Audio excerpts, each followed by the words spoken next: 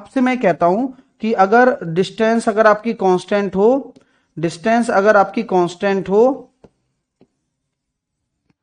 Distance अगर आपकी constant हो और एक निश्चित दूरी तय कर रहे हैं आप, और अगर आप डाउन स्ट्रीम में तय कर रहे हैं, आपका T1 टाइम लग रहा है, और आप अप स्ट्रीम में तय कर रहे हैं, आपका T2 टाइम लग रहा है, तो आप बस मुझे इतना बता सकते हो क्या कि पहले बात तो T1 ज्यादा होगा या T2 ज्यादा होगा? डाउन स्ट्रीम में स्पीड ज्यादा होती है तो समय कम लगेगा, अप स्ट्रीम में स्पीड कम होती है तो समय ज्यादा लगेगा। ये बहुत बहुत अच्छा लॉजिक है। क्यों ऐसा हम कह पा रहे हैं? क्योंकि दूरी कांस्टेंट है। तो यहां हम ये कह सकते हैं कि जो हमेशा याद रखना कि अगर दूरी कांस्टेंट हो तो आपका जो टाइम है ये वाला अप स्ट्रीम का जो टाइम होता है वो ज्यादा लगता है। अप स्ट्रीम मतलब धारा की विपरीत दिशा में जो है वह ज्यादा लगता है टाइम, और धारा की दिशा में जो टाइम है वो कम लगता है। ये बात आपको समझ में आ गया? ये बात आपको क्लियर है कि धारा की दिशा में, यानी कि कह सकते हैं कि डाउन स्ट्रीम में लगने वाला समय कम होगा ना? क्यों? क्योंकि दूरी अगर कांस्टेंट है तो बराबर दूरी को तय करने में जिसकी स्पीड ज्यादा होगी उसको टाइम कम लगेगा। भाई स्पीड ज्यादा टाइम कम, स्पीड कम टाइम ज्यादा, नॉर्मल सा लॉजिक है जिसे हम बचपन से सीखते हुए आ रहे हैं। ये भी एक रिवीजन का पार्ट था तो मैंने बता दिया आपको। कभी भी मान लो अगर आपको टाइम निकालना हो, तो जैसे T1 निकालना हो तो T1 क्या कह सकते हो कि दूरी बटे डाउन स्ट्रीम की स्पीड। ये डाउन स्ट्रीम स्पीड है, मैं बार बार नहीं लिखूंगा, रिवीजन के लिए लिख रहा हूं बस, केवल और केवल आपको पता होना चाहिए। यानी कि डाउन स्ट्रीम स्पीड, यानी कि ये क्या हो जाएगा भाई? धारा की दिशा में चाल। भाई क्योंकि समय कौन सा है? समय ये धारा की दिशा वाला ही तो समय है, तो धारा की दिशा का समय है तो धारा की दिशा की चाल ही आएगी। अगर मैं यहां बोल देता हूं धारा की विपरीत दिशा में लगने वाला समय, तो दूरी धारा की विपरीत दिशा में लगने वाली स्पीड, ठीक है, तो ये हो जाएगी up stream speed. Up stream मतलब धारा की विपरीत दिशा में स्पीड। चलो बहुत अच्छी बात है। यहीं से ही हमने एक केस और बताया था आपको कि v प्लस यू और v माइनस यू, भाई दूरी कांस्टेंट है, अगर इनका अनुपात निकालेंगे हम लोग तो क्या मैं आपको पहले ही बता चुका हूं कि T2 बड़ा है तो T2 सामने आएगा v प्लस यू के, तो T2 अपॉन T1। और यही हमने बताया था कि अगर कॉम्पोनेंडो डिविडेंडो लगा देते हो, C&D रूल, कॉम्पोनेंडो कॉम्पोनेंडो और dividendo, componendo and dividendo Hindi में बोलते हैं योग अंतरा अनुपात, योग अंतरानुपात लगा देते हैं, तो क्या हम ये कह सकते हैं कि v और u का डायरेक्टली रेशो आ जाता है T2 प्लस T1 और T2 माइनस का T1। ये भी मैंने लिखाया था, याद करिए, T2 plus T1 T2 minus T1। चलिए आगे मैं अगर चर्चा करना चाहूं आपसे, आगे मेरा एक हिसाब किताब आपके सामने क्या है कि अगर मैं आपके सामने लिखना चाहता हूं कि डाउन स्ट्रीम स्पीड को हम क्या मानते हैं, ये भी आपको अपनी कॉपी में लिखा हुआ मिलेगा कि डाउन स्ट्रीम स्पीड को आप क्या मानते हैं। डाउन स्ट्रीम मतलब धारा की दिशा में चाल को आप क्या लिखते हैं?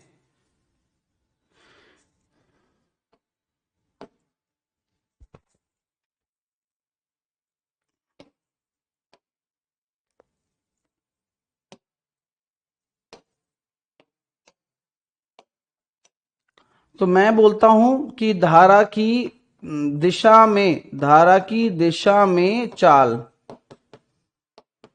डाउन स्ट्रीम स्पीड को हम लिखते हैं एक्स। हाँ आप जानते हैं कि उसको आप v प्लस यू लिख सकते हैं, लेकिन अगर इसका छोटा नोटेशन देना हो तो आप उसको x माने। ओके, हाँ ठीक है। हाँ, और आपसे बोला जा रहा है कि धारा की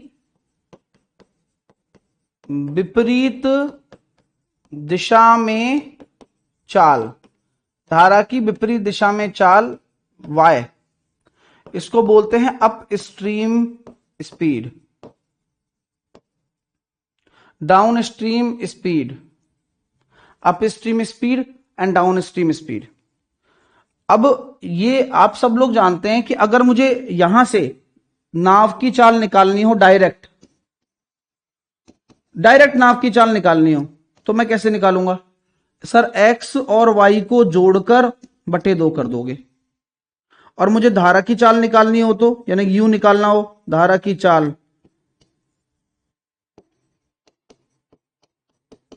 एक्स माइनस को वाई बटे 2 कर दोगे। नाव की चाल, धारा की चाल, नाव की चाल और धारा की चाल। अरे हाँ संगम, मैं इनको 50 बार बता चुका हूं, लेकिन ये 3-4 बच्चे ही हैं सर, हमें रिकॉर्डेड नहीं दिख रही। सारी दुनिया को दिख रही है बट इनको नहीं दिख रही। कल एक बच्चे का कॉल आया, सर मैं सुबह से परेशान हो रहा हूं, रिकॉर्डेड नहीं दिख रही। मैंने कहा देखो, दिख गई सर। क्यों परेशान हो रहे हो भाई, वही है। इसलिए पढ़ाई करो चुपचाप, ठीक है। हाँ, और केवल हाँ 2 जनों के लिए दिक्कत नहीं होगी, होगी तो सबकी होगी वरना किसी की नहीं होगी, समझे बात को। हाँ आइए आगे चलते हैं। अब हमने यहां तक सीख लिया, हमने चीजें देख ली, बहुत बढ़िया।